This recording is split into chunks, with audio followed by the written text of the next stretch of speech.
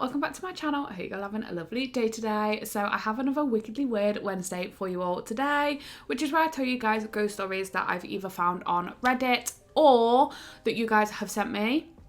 I definitely need to check my Instagram because I want to do like a get ready with me ghost stories because I've not done one of them in a while. So today I'm just going to be reading stories from Reddit, and I will check my Instagram for next week's Wickedly Weird Wednesday. So if you want to send me in a story, send it me on Instagram or Twitter or in the comments, or I don't know.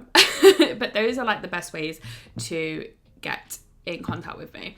But yeah, with all that being said, leave a like if you enjoy videos like this. Leave a ghost in the comment section if you don't know what to comment, because that really does help me out. And don't forget to subscribe so you don't miss when I post new videos. With all that being said, let's jump into this Wickedly Weird Wednesday.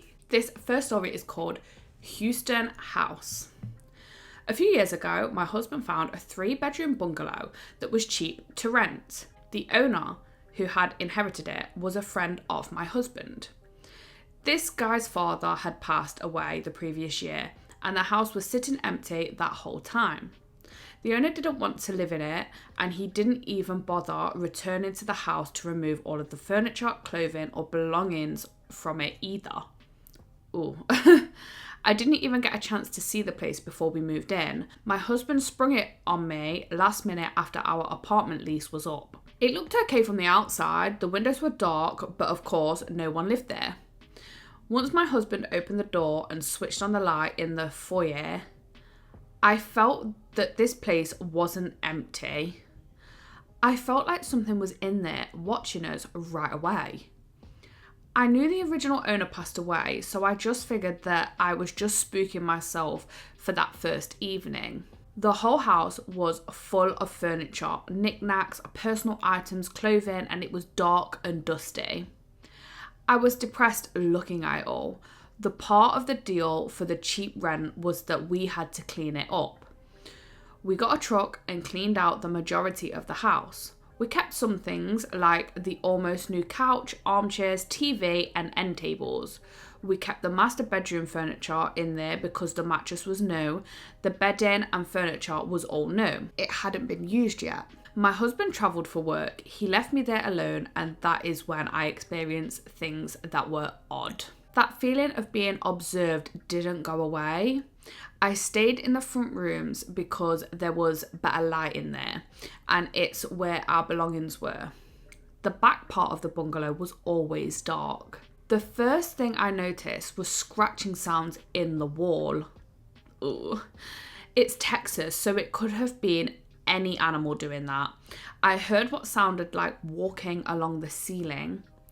I remembered one day I was watching a movie. There was this loud stomping up there. I was distractedly thinking to myself, damn, the neighbours are loud.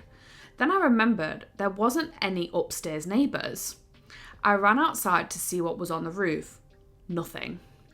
It really sounded like heavy footsteps crossing from one side of the house to the other. I was nocturnal back then. I stayed up all night, either watching live streams or painting in the living room.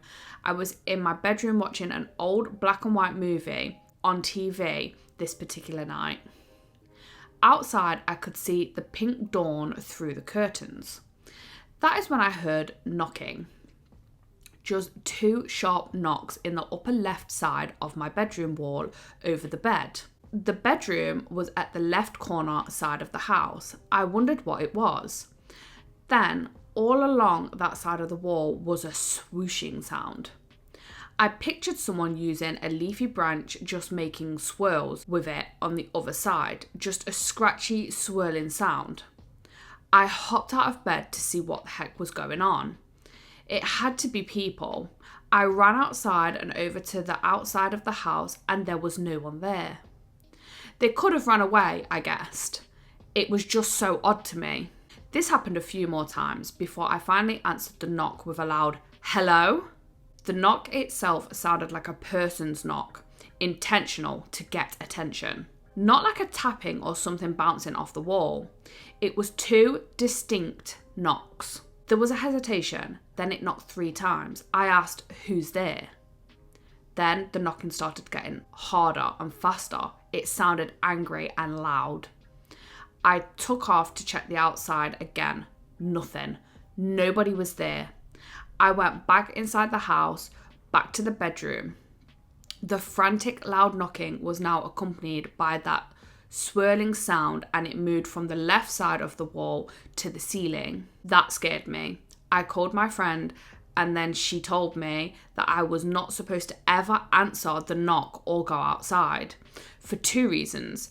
If it had been a person scaring me, I could have been hurt. And second, whatever it was bad and I interacted with it. It went on for nearly 30 minutes. I left the bedroom to go sit shaking in the living room for a while. I chatted with my friend. She wouldn't accept any pictures or videos of it either. After the occurrence, I made sure to ignore all noises. Just act like everything was okay. And the activity died down. We painted the back room, but it didn't seem to make it brighter. It stayed gloomy. When we attempted to sleep in the master bedroom with the ensuite at the back of the house, neither one of us could sleep. It was facing the bedroom door, and several times when I woke up, that door would be open again. I felt as though someone was staring at us from the kitchen each time. It was always very cold and uncomfortable in there. Oh my God. Yeah, I've heard before that you're not supposed to interact with any kind of like supernatural thing. And also, yeah, definitely don't run outside and like check, because you don't know. Like, people are weird. Like, if it was someone actually trying to scare you, like, people are just crazy, okay? But that is so scary. Oh my God. I wouldn't be able to stay there. Also, how flipping cheeky is it to move in somewhere, and yes, it's cheap, but to have to clear out someone whose like family member has passed and you've got to clear out their belongings. I actually couldn't do that, you know? I genuinely couldn't do it. Okay, this story is called I Think My Workplace is Haunted. Hi.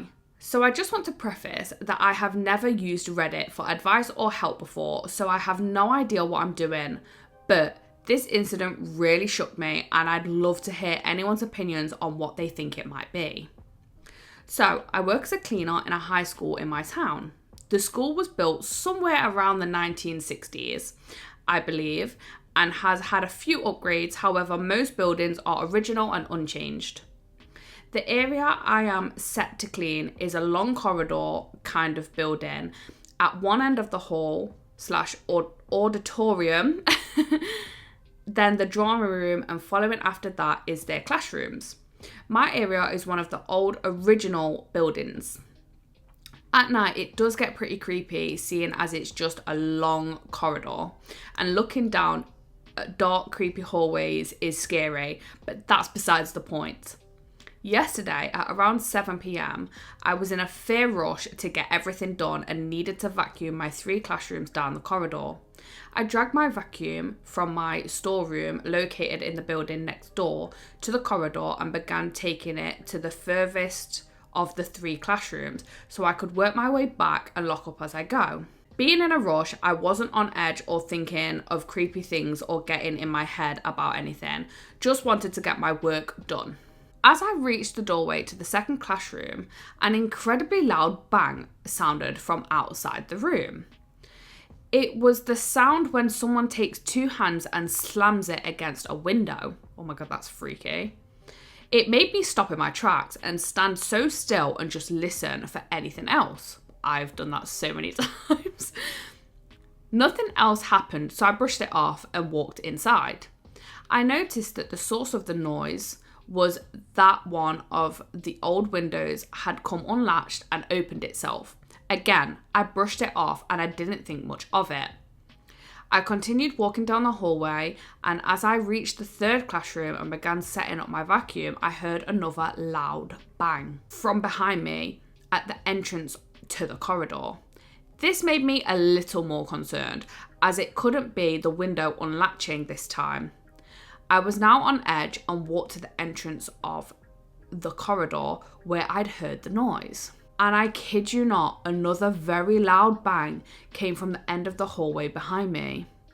This cycle repeated every 2 times of me walking from one end to the other, trying to source the noise and then hearing the banging coming from the opposite end to where I was. Mind you, the hallway is around 70 to 80 meters in length, so walking back and forth is a pain. Now I believe in ghosts 100% and have had noises and happenings in this building before, but nothing quite like this.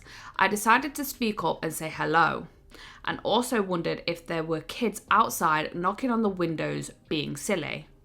I was standing in the middle classroom, and from next to me on one of the class windows, the banging sounded. I can't describe how loud it was. I've never genuinely yelped in fear and ran out of a building before. Whatever it was, I feel it was playing with me. As I got more scared, the noises became more apparent and loud until I was on the brink of tears. There was no one outside, to my knowledge, as I was checking out the windows as it was happening. I have work again tonight and I am honestly dreading it. Oh my God. I feel like being in a school at night is actually creepy anyway, because like there's no one there. Usually it's like all full of people. Oh, I don't even know what I would do. I don't think I'd be able to go to work. Also, again, maybe don't talk to them. Do you know what I genuinely would do?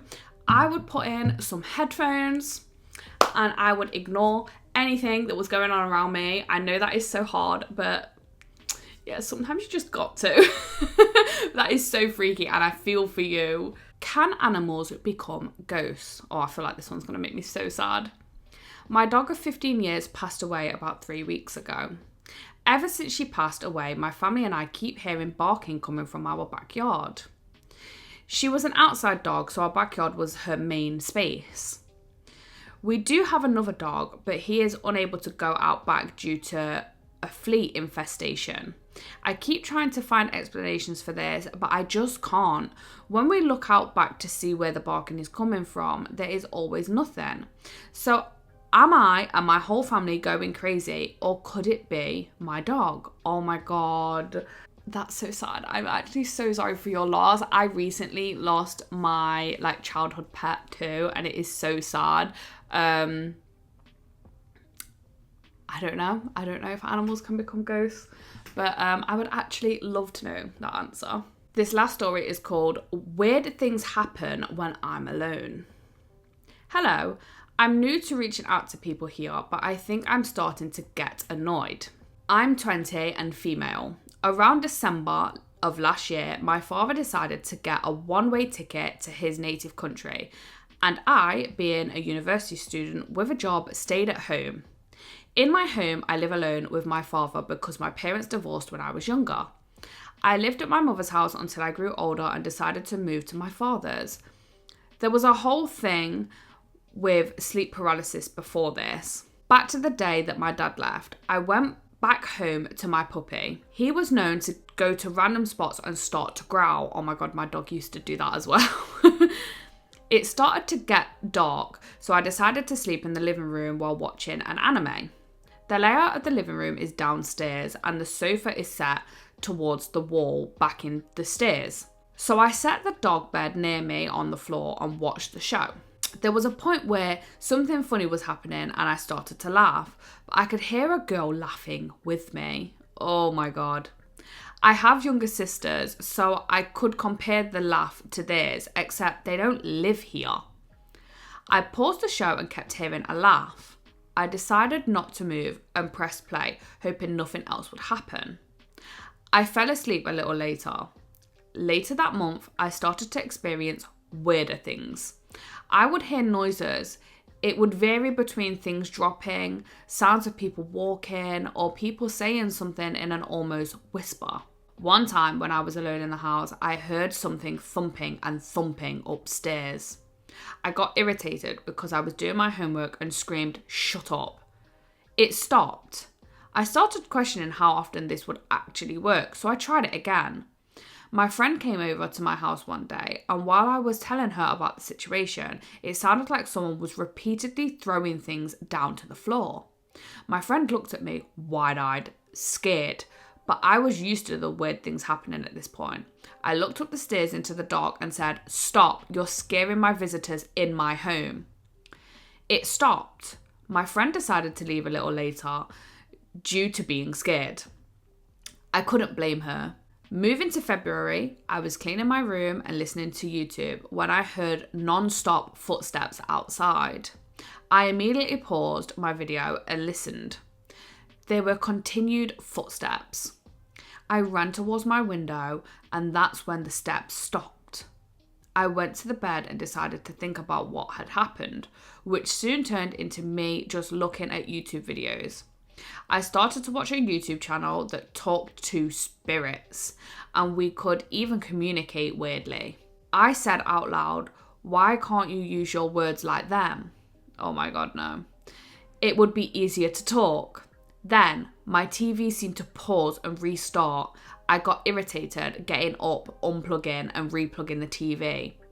I went back to sit down and put the video again, forgetting what happened. I once again saw how easily it was for them to communicate to spirits. So I said, "You do suck. You can't do much. It seems besides make random noise." Oh my God, brave. That's when the same thing happened to my TV. At this point, I started to connect the dots. I turned off the TV and decided to experiment. Oh my, you're so much braver than me. I didn't know if it would work because even though I believe in spiritual stuff, I believe everything can have an answer. I started with the rules 1 tap equals yes, 2 no, and 5 seconds of silence, I don't know. I started to question if they knew of a friend's cousin who had died. 1 tap. Do you think they are in a better place? 5 seconds. Is she currently okay? 1 tap. Are you a good spirit? 2 taps. I got irritated at this, but thought that it was interesting to communicate, even if it was a moment of schizophrenia. Do you want to hurt me? 2 taps. Were you the one outside walking? 1 tap. Are you taking care of me?